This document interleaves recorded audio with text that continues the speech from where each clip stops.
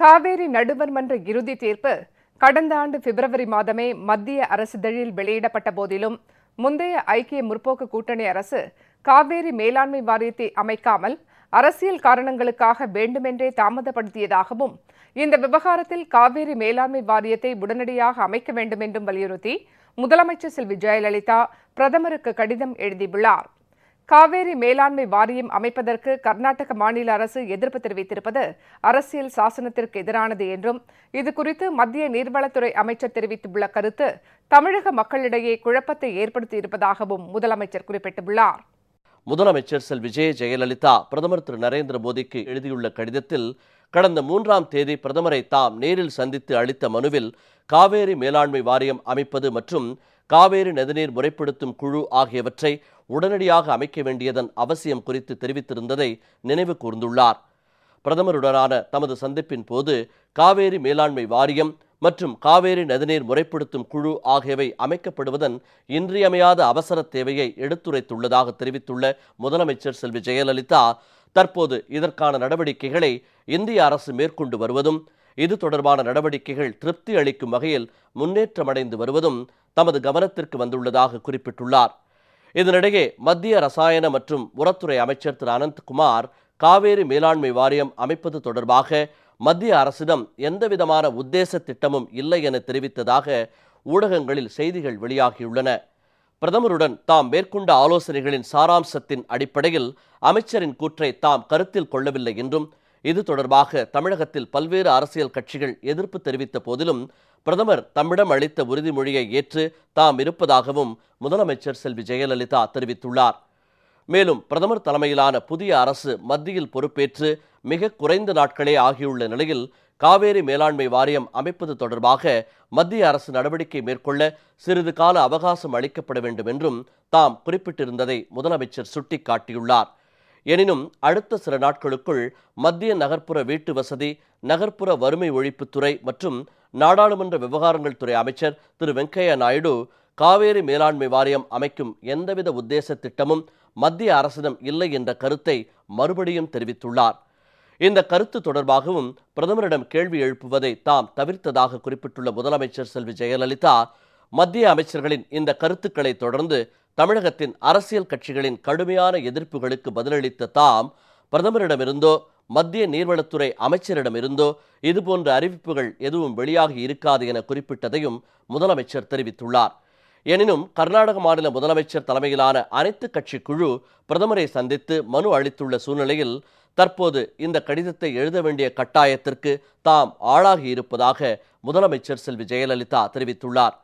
உண்மைகளை திரித்து கூறியும் திசை திருப்பும் வகையிலும் மீண்டும் கர்நாடகத்தின் தரப்பில் அளிக்கப்பட்டுள்ள இந்த மனு காவேரி நதிநீர் நடுவர் மன்றத்தின் இறுதி தீர்ப்பை செயலற்றதாக்கும் நோக்கத்துடன் அளிக்கப்பட்டதாகும். இதனை தாம் புறந்தள்ள முடியாது என்றும் மாநிலங்களுக்கு இடையேயான காவேரி நதியின் தண்ணீர் உரிமை முழுவதும் தங்களுக்கே உரித்தானது என்ற கர்நாடக அரசின் பிடிவாதத்திற்கு எதிராக தமிழக அரசு கடுமையான சட்ட போராட்டங்களை எதிர்கொண்டு காவேரி தண்ணீரில் தமிழகத்தின் சட்டப்படியான உரிமையை நிலைநாட்டியுள்ளதையும் சுட்டிக்காட்ட வேண்டிய கட்டாயத்திற்கு தாம் ஆளாகி இருப்பதாக முதலமைச்சர் செல்வி ஜெயலலிதா குறிப்பிட்டுள்ளார். 1986ஆம் ஆண்டு ஜூலை மாதம் காவேரி நதிநீர் பங்கீடு தொடர்பாக நடுவர் மன்றம் ஒன்றை அமைக்க வேண்டும் என மத்திய அரசிடம் தமிழக அரசு வலியுறுத்தியது. இதனைத் தொடர்ந்து 1990ஆம் ஆண்டு மே மாதம் உச்சநீதிமன்றம் உத்தரவிட்ட பின்னர்தான் மாநிலங்கள் இடையேயான நதிநீர் பங்கீடு சட்டம் 1956ஆம் ஆண்டைய சட்டத்தின்படி காவேரி நதிநீர் பங்கீடு தொடர்பாக விசாரணை மேற்கொள்ள 1990ஆம் ஆண்டு ஜூன் மாதம் மத்திய அரசு காவேரி நடுவர் மன்றத்தை அமைத்தது. தமிழக அரசு அதன் பின்னர் மிக நீண்ட சட்ட போராட்டங்களுக்கு பின் 1991ஆம் ஆண்டு ஜூன் மாதம் 25ஆம் தேதி காவேரி நடுவர் மன்றத்தின் காவேரி நீர் பங்கீடு தொடர்பான இடைக்கால உத்தரவை பெற்றது. ஆண்டுக்கு மொத்தம் 205 டிஎம்சி அடி தண்ணீரை தமிழகத்தின் மேட்டூர் அணைக்கு வழங்க வேண்டும் என நடுவர் மன்றம் உறுதியாக உத்தரவிட்டதுடன் வாரம் மற்றும் மாத அடிப்படையில் எவ்வளவு தண்ணீர் வழங்க வேண்டும் என்பதையும் குறிப்பிட்டது. நடுவர் மன்றத்தின் இந்த இடைக்கால உத்தரவை கர்நாடக அரசு சற்றும் மதிக்கவில்லை.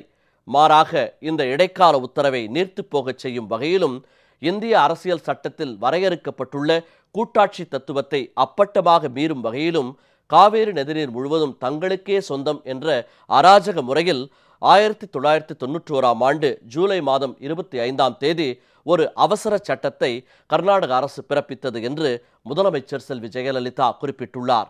இந்திய குடியரசுத் தலைவர் கர்நாடக அரசின் இந்த அவசர சட்டம் செல்லுமா என்பது குறித்தும், காவேரி நடுவர் மன்றத்திற்கு இடைக்கால உத்தரவு பிறப்பிக்கும் அதிகாரம் உள்ளதா என்பது குறித்தும் உச்சநீதிமன்றத்தின் கருத்தை கேட்டார்.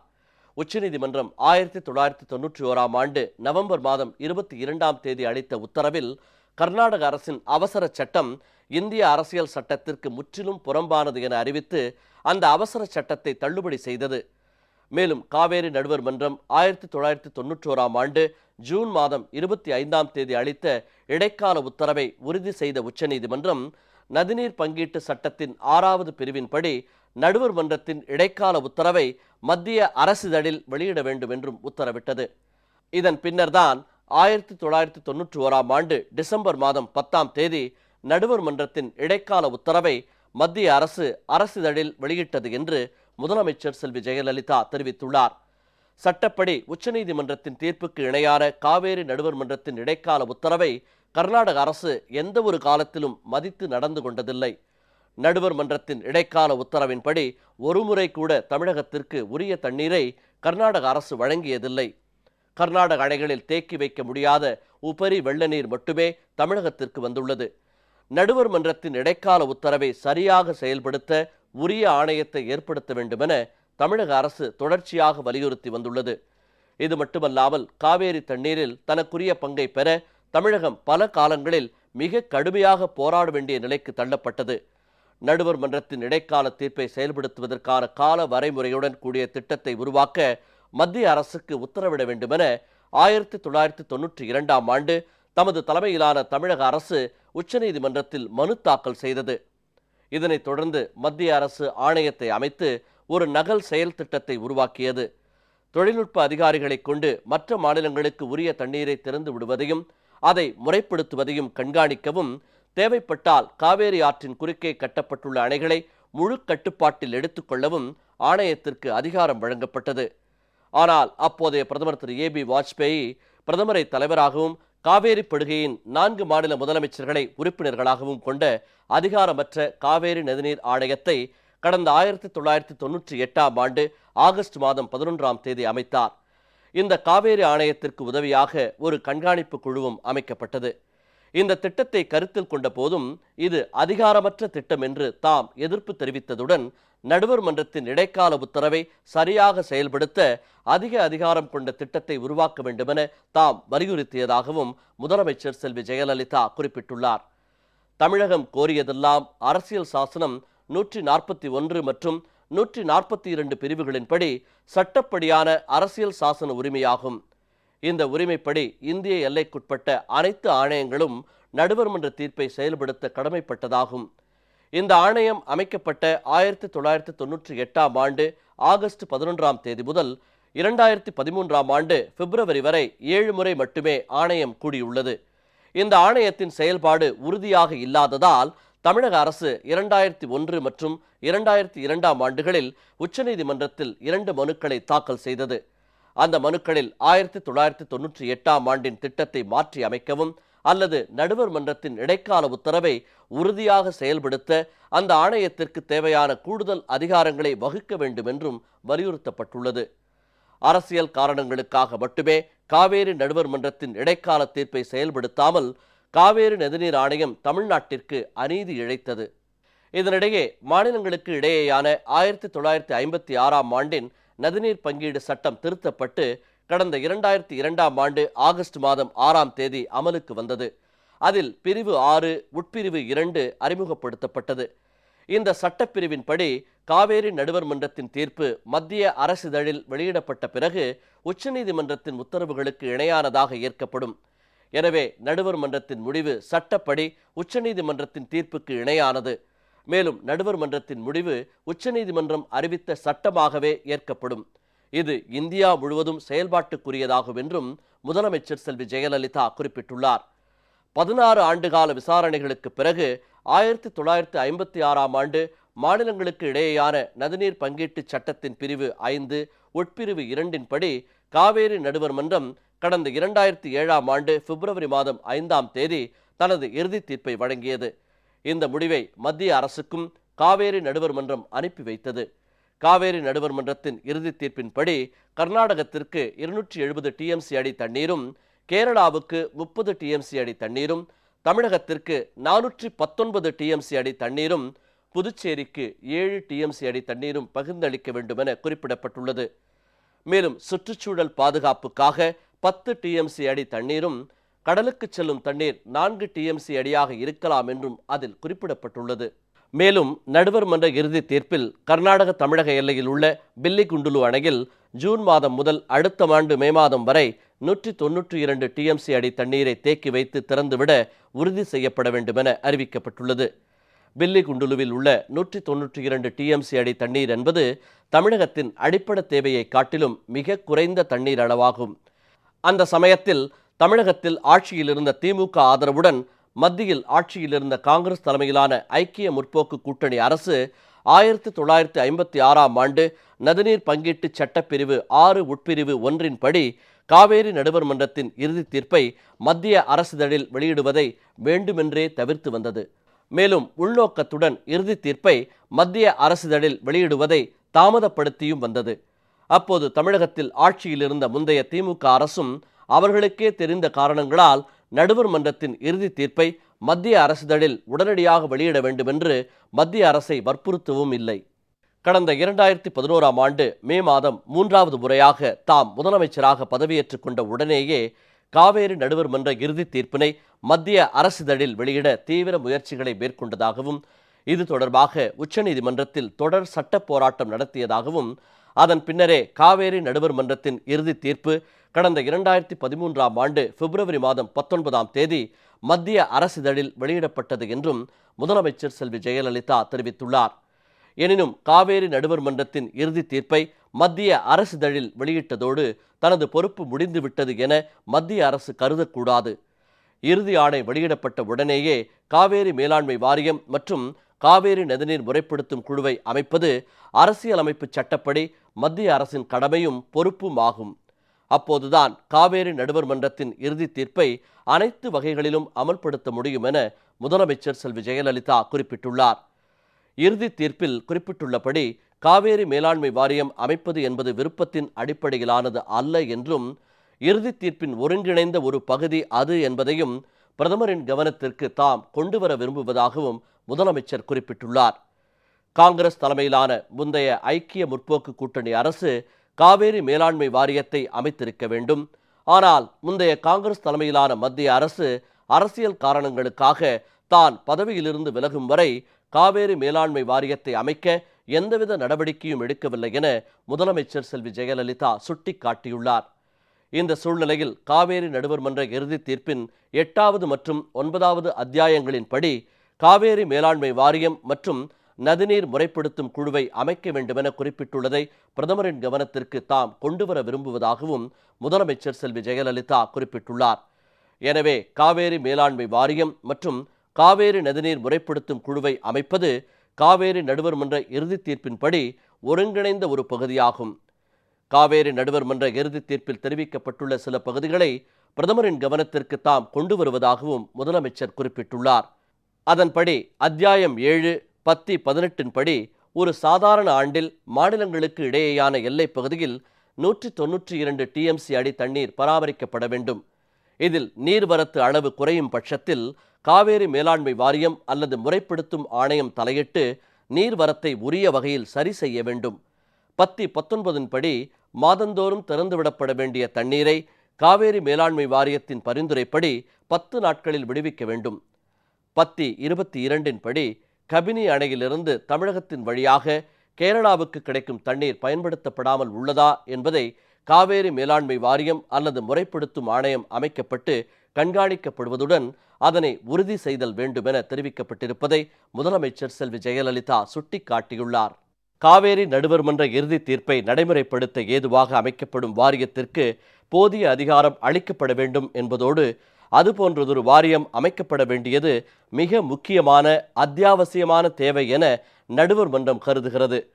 அதுபோன்றதொரு அதிகாரம் இல்லாத பட்சத்தில் நடுவர் மன்றத்தின் முடிவு வெறும் காகிதமாக மட்டுமே இருக்கும் என நடுவர் மன்றம் அஞ்சுவதாக 8வது அத்தியாயத்தில் குறிப்பிடப்பட்டிருப்பதை முதலமைச்சர் செல்வி ஜெயலலிதா சுட்டிக்காட்டியுள்ளார்.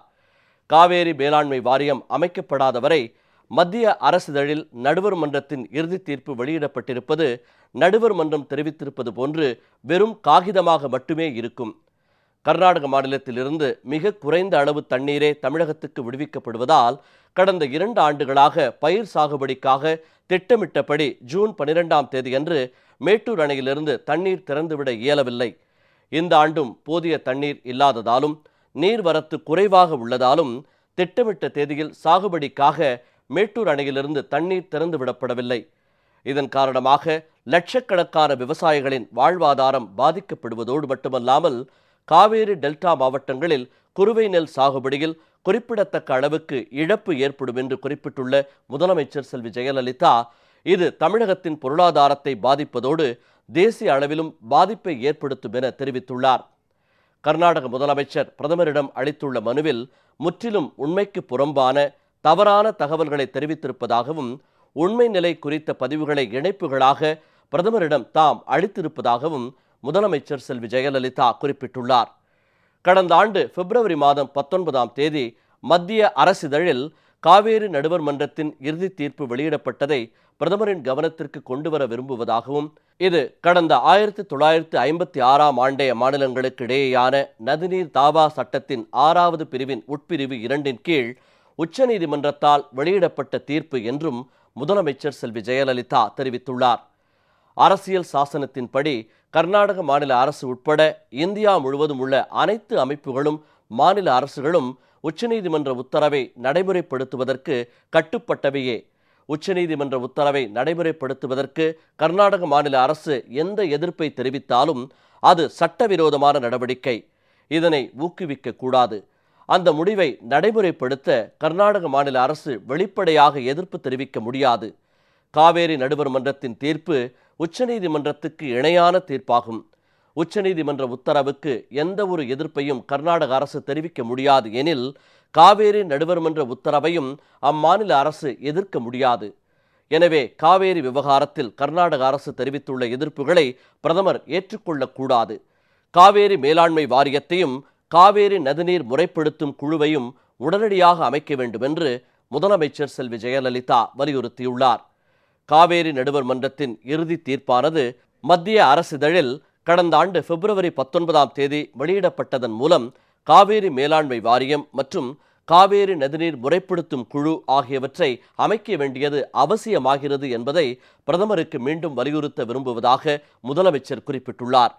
மத்திய அரசிதழில் நடுவர் மன்ற இறுதி தீர்ப்பு வெளியிடப்பட்ட உடனேயே காவேரி மேலாண்மை வாரியத்தை விரைவாக அமைக்க வேண்டுமென முந்தைய மத்திய அரசை தமிழக அரசு வலியுறுத்தியதுடன் காவேரி மேலாண்மை வாரியம் அமைக்க மத்திய அரசுக்கு உத்தரவிட வேண்டுமென கோரி உச்சநீதிமன்றத்தில் தமிழக அரசின் சார்பில் வழக்கு தொடரப்பட்டுள்ளது. இந்த வழக்கில் மத்திய அரசின் சார்பில் ஆஜரான அப்போதைய கூடுதல் அரசு தலைமை வழக்கறிஞர் மத்திய அரசிதழில் கடந்த ஆண்டு பிப்ரவரி 19ஆம் தேதி நடுவர் மன்ற இறுதி தீர்ப்பு வெளியிடப்பட்டதை ஏற்று தொடர் நடவடிக்கைகள் முந்தைய மத்திய அரசால் தீவிரமாக மேற்கொள்ளப்பட்டு வருகிறது என தெரிவித்திருந்ததையும் முதலமைச்சர் செல்வி ஜெயலலிதா பிரதமருக்கு எழுதியுள்ள கடிதத்தில் சுட்டிக்காட்டியுள்ளார். நிலைமை இவ்வாறு இருக்க மத்திய நீர்வளத்துறை அமைச்சர் அளித்த பேட்டியில் காவேரி மேலாண்மை வாரியம் அமைக்கும் திட்டம் நீர்வளத்துறையிடம் இல்லை, அது பற்றி பரிசீலனையில் உள்ளது, உச்சநீதிமன்றம் அதுபோன்ற உத்தரவு எதையும் பிறப்பிக்கவில்லை, உச்சநீதிமன்றத்தின் உத்தரவின் அடிப்படையில் மத்திய அரசு அனைத்து நடவடிக்கைகளையும் மேற்கொள்ளும், இரு மாநிலங்களுக்கும் எவ்வித பாதிப்பும் ஏற்படாத வகையில் மத்திய அரசு முடிவு எடுக்கும், அவ்வளவுதான் என்று தெரிவித்திருப்பது தமிழக மக்களிடையே மிகுந்த குழப்பத்தை ஏற்படுத்தி இருப்பதாக முதலமைச்சர் செல்வி ஜெயலலிதா தெரிவித்துள்ளார். காவேரி மேலாண்மை வாரியம் அமைக்கும் திட்டம் மத்திய நீர்வள அமைச்சகத்தின் தீவிர பரிசீலனையில் இருந்த நிலையில் முந்தைய ஐக்கிய முற்போக்கு கூட்டணி அரசு அரசியல் காரணங்களுக்காக அத்திட்டத்தை வேண்டுமென்றே காலம் தாழ்த்தியது. எனவே காவேரி நடுவர் மன்றத்தின் இறுதி தீர்ப்பை முழுமையாக அமல்படுத்தி தமிழ்நாடு விவசாயிகளின் சட்டப்பூர்வ உரிமைகளை பாதுகாக்க ஏதுவாக காவேரி மேலாண்மை வாரியத்தையும் காவேரி நதிநீர் முறைப்படுத்தும் குழுவையும் விரைந்து ஏற்படுத்த வேண்டும் என்று பிரதமர் திரு நரேந்திர மோடியை முதலமைச்சர் செல்வி ஜெயலலிதா வலியுறுத்தி கேட்டுக்கொண்டுள்ளார். காவேரி நடுவர் மன்றத்தின் இறுதி தீர்ப்பு மற்றும் காவேரி விவகாரத்தில் தமிழகம் மற்றும் கர்நாடகத்தின் வாத பிரதிவாதங்கள் அடங்கிய 25 பக்கங்கள் கொண்ட இணைப்புகளையும் முதலமைச்சர் செல்வி ஜெயலலிதா பிரதமருக்கு எழுதியுள்ள கடிதத்துடன் அனுப்பியுள்ளார்.